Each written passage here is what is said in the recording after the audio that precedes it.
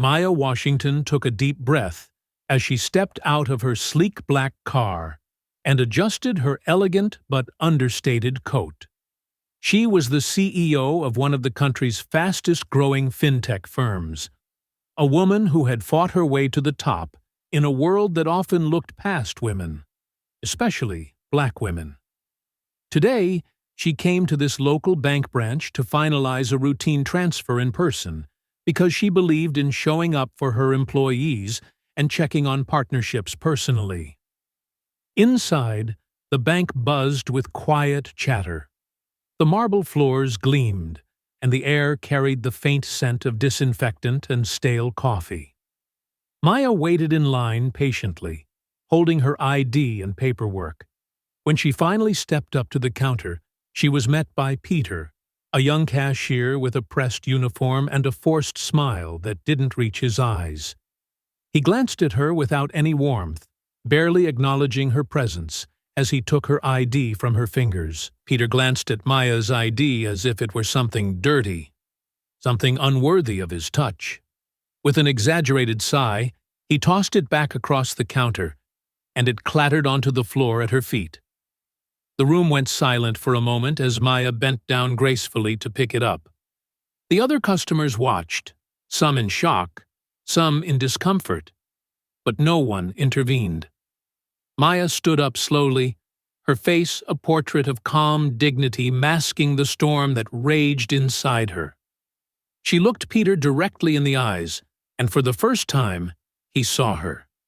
Something about her gaze, the unflinching power and pain within it, made his throat tighten. "Is there a problem?"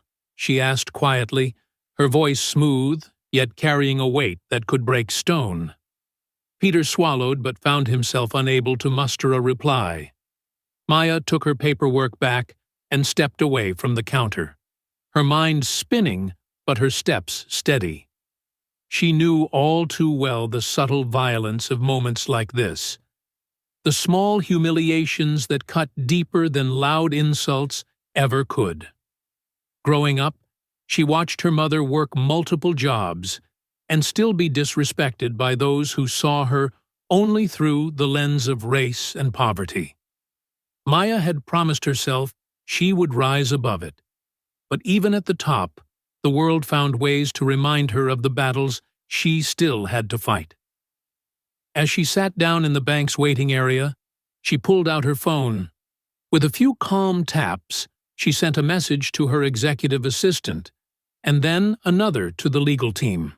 She was supposed to finalize a $2 billion partnership with this bank next week, a deal that would secure the future of hundreds of employees and fund community outreach programs.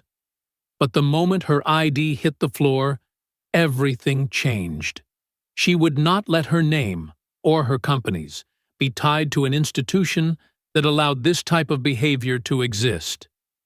Peter returned to his station, thinking she would simply leave or perhaps file a quiet complaint that would get lost in paperwork. But Maya didn't leave. She stood, approached the branch manager's office, and knocked firmly. The young manager, Mark, looked up with confusion that quickly turned to embarrassment as Maya introduced herself. "I'm Maya Washington," she said, "CEO of Opal Fin. We were about to become your largest partner." Mark turned pale, his eyes darting to Peter, who now looked as though he might collapse. "I'm here today to tell you that this partnership is terminated, effective immediately," Maya continued. "I will also be issuing a public statement outlining exactly why." Mark began to stammer apologies, his words tripping over each other as he tried to salvage the moment. But Maya's eyes stayed locked on him, unwavering and cold. Word spread like wildfire.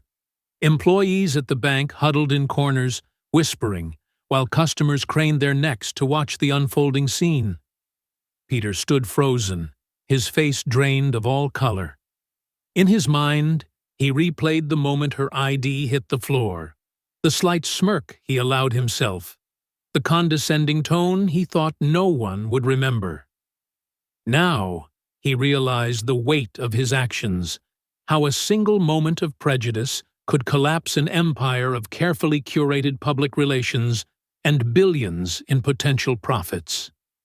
Maya turned and left the office without another word, stepping into the lobby with the quiet authority of someone who knew their worth. She didn't need to raise her voice. Her power was in her presence. As she reached the door, a few customers clapped quietly, a timid but sincere show of support that grew into a ripple of applause. Outside, Maya felt the weight of history on her shoulders and a bittersweet victory in her heart. She knew that severing the partnership would cost her company money and create temporary hurdles, but some battles were about principle, not profit. As her driver opened the door, she looked up at the bank's towering logo for a moment, thinking of the little girl she once was, watching her mother scrub floors and endure scorn, dreaming of a day when dignity wouldn't be negotiable. That day had come, and it was now her responsibility to carry it forward for others who couldn't. In the following days, headlines exploded. CEO Maya Washington cancels $2 billion deal over racist incident. Bank faces backlash after CEO's public statement. New era of corporate accountability. People all over the country felt a surge of pride, especially young black girls who saw themselves reflected in Maya's quiet courage.